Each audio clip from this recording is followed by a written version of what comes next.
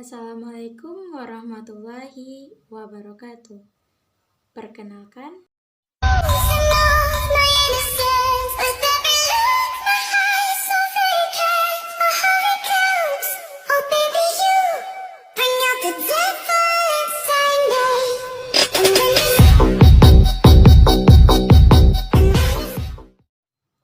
pada pertemuan pertama ini saya akan menjelaskan sedikit tentang metode dan distribusi sampling.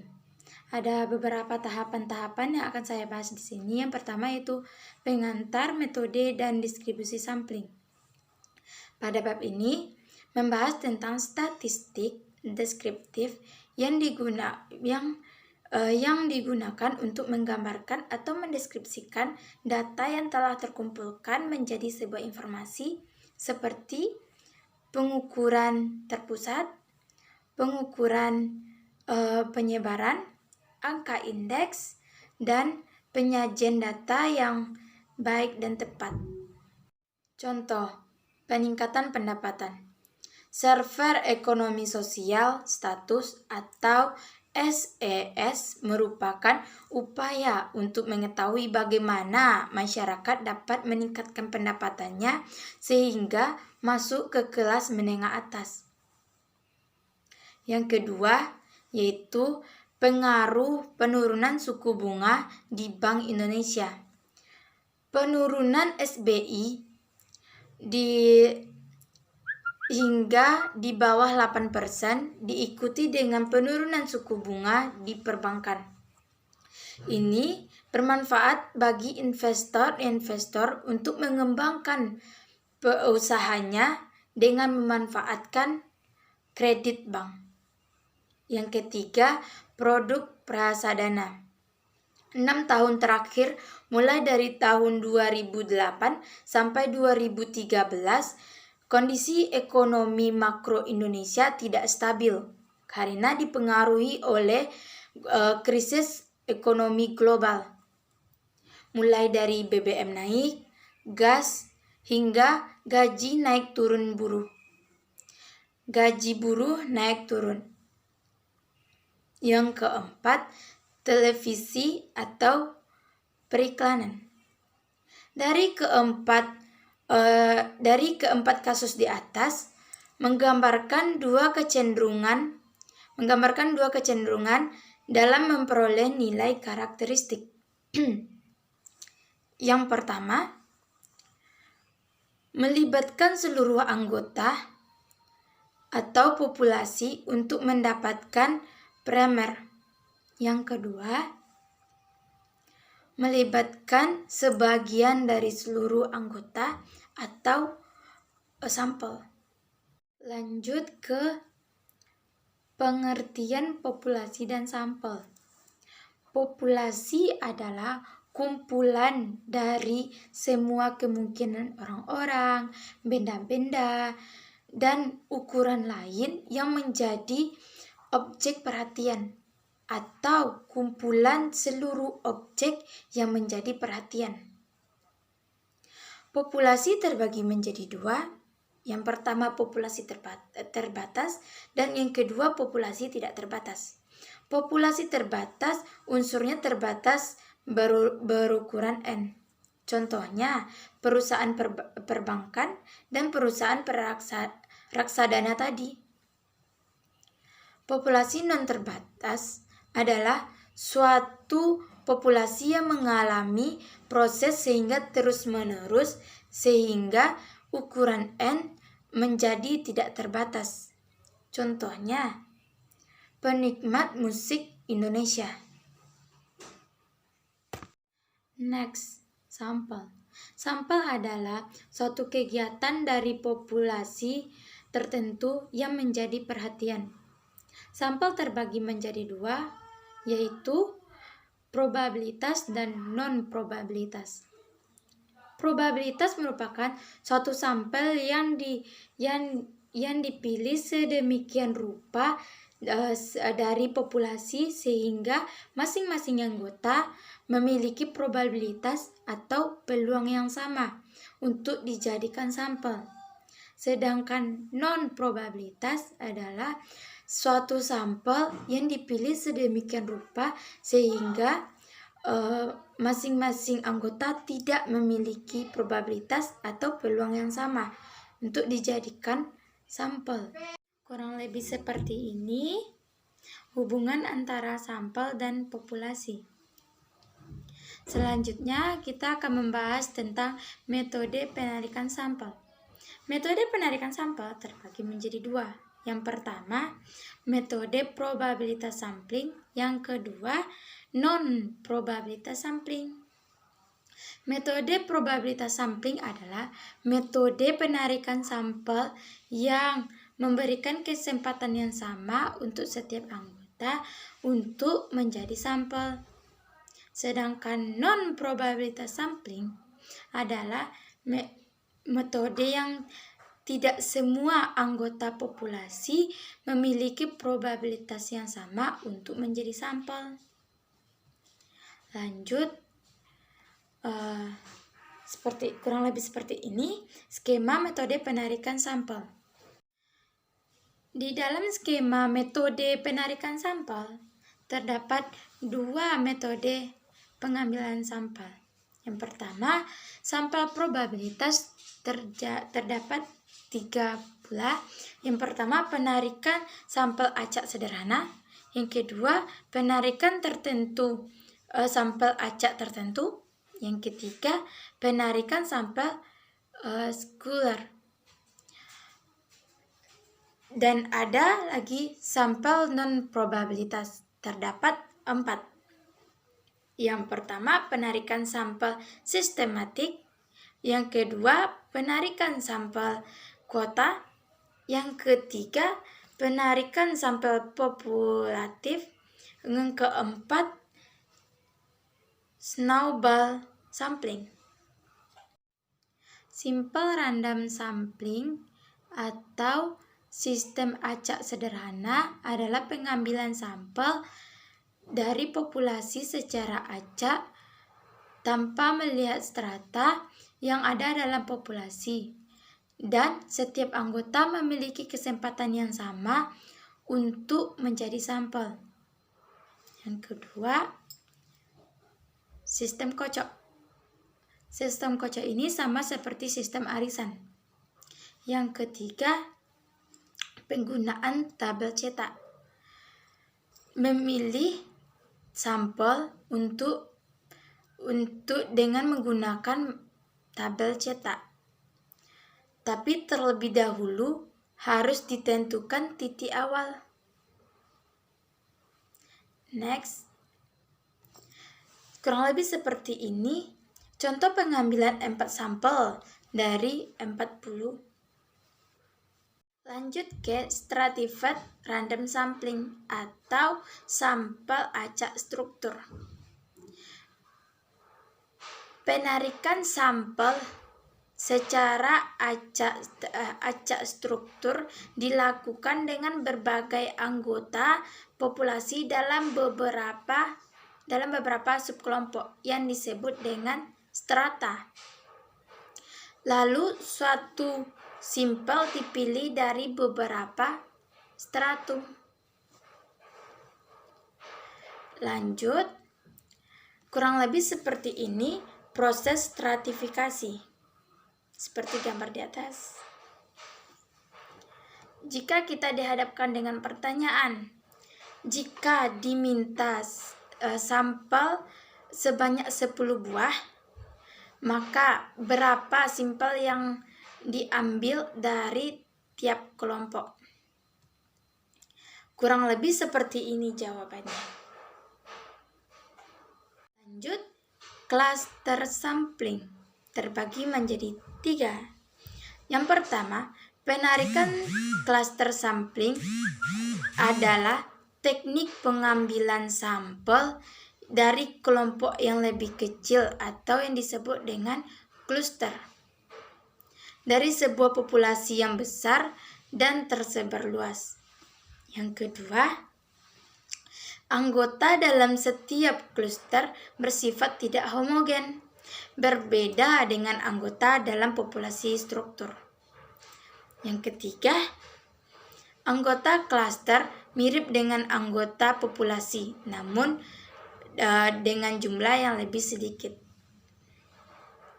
Next, perbedaan sampel cluster dan stratifikasi. Contohnya seperti ini. Sistematis. Pengambilan sampel yang dikatakan secara sistematis apabila setiap unsur atau anggota dalam populasi disusun dengan cara tertentu secara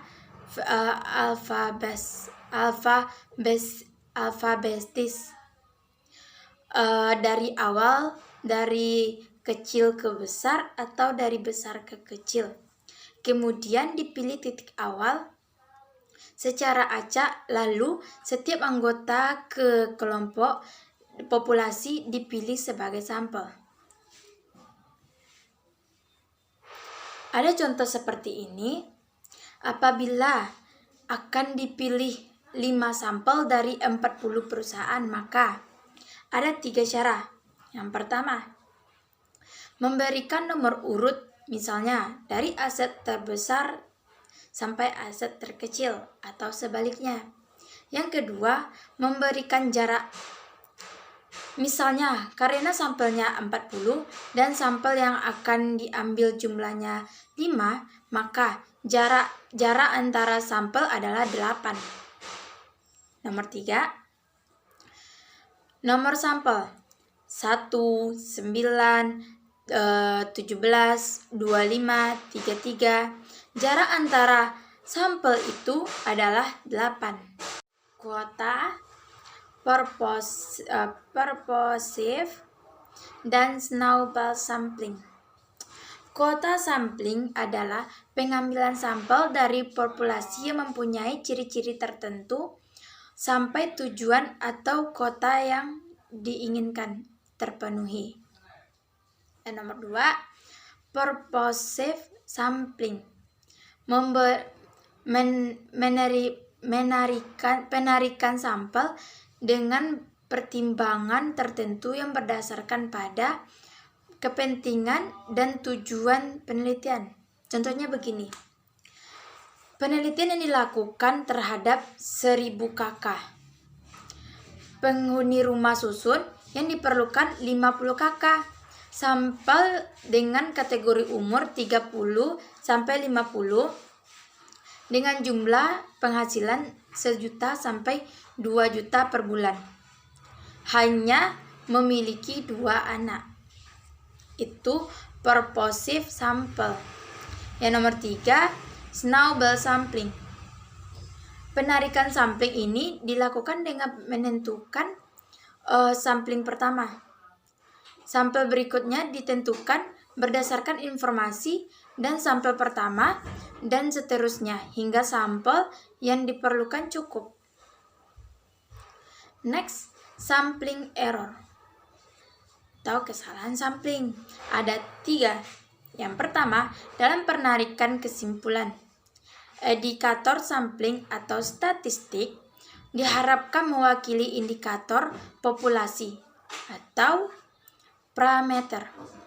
Yang nomor 2, namun dikarenakan jumlah sampel hanyalah sebagian dari populasi, maka tidak dapat dihindari perbedaan nilai antara nilai statistik dengan parameter.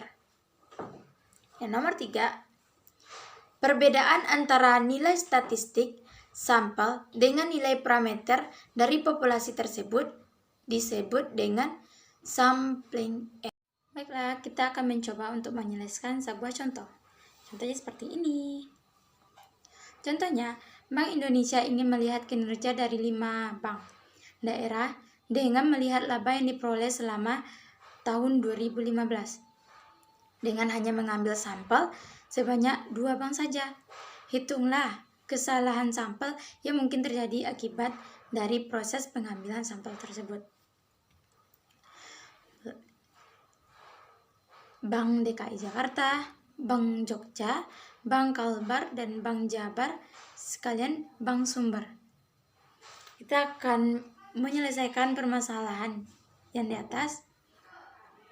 dengan cara 3. Yang pertama, mencari kombinasi 2 sampel yang mungkin diambil dengan memakai rumus ini.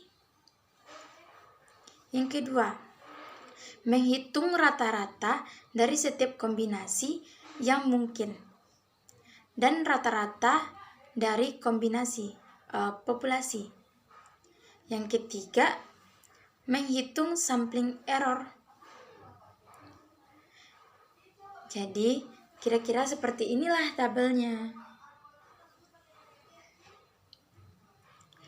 Ini yang kita dapat dari memakai rumus di atas. Mengambil 2 sampel. Tabel ini, jika kombinasi 2 dan 3 yang diambil, maka kesalahan sampel kecil. Jika kombinasi 4 dan 9 yang diambil, maka kesalahan sangat cukup besar. Next, perbedaan notasi. Setara. Ada rata-rata, varians, simpang baku, jumlah obligasi, dan proporsi. Selanjutnya, distribusi sampel rata-rata dan proporsi. Distribusi sampel. Distribusi sampel dari rata-rata hitungan sampel adalah suatu distribusi probabilitas yang terdiri dari seluruh kemungkinan rata-rata hitung sampel dari suatu ukuran sampel tertentu yang dipilih dari populasi, dan probabilitas terjadi dihitung dengan setiap rata-rata hitungan sampel. Lanjut.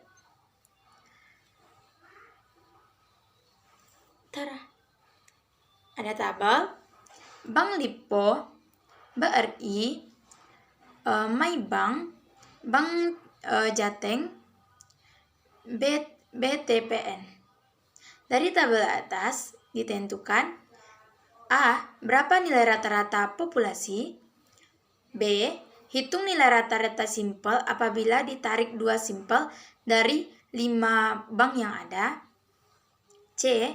Hitunglah distribusi sampel dan diagram poligon. D. Hitunglah standar variasi. Baiklah, kita akan menghitung nilai rata-rata populasi memakai rumus yang ini. Jika menghitung nilai rata-rata sampel apabila diambil sampel 2 dari 3 bank, maka kombinasinya memakai ini. 2. Perhitungan rata-rata dari setiap sampel. Perhitungannya seperti tabel di atas.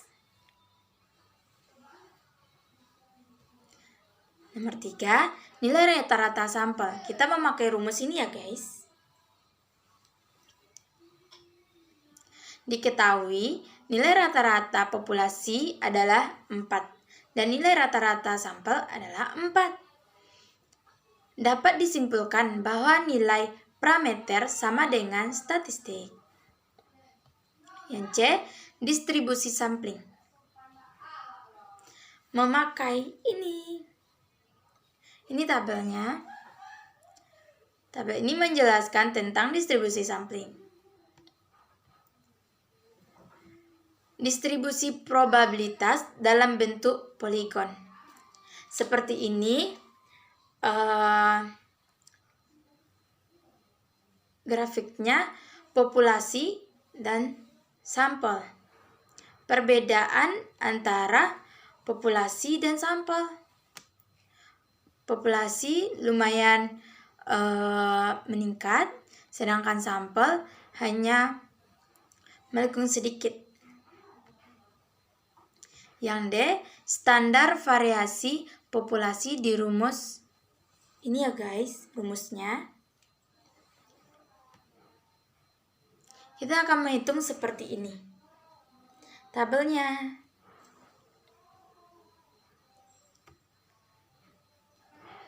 Dan standar deviasi sampel seperti ini.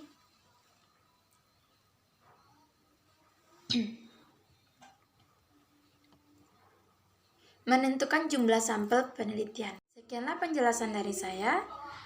Assalamualaikum warahmatullahi wabarakatuh. Bye-bye.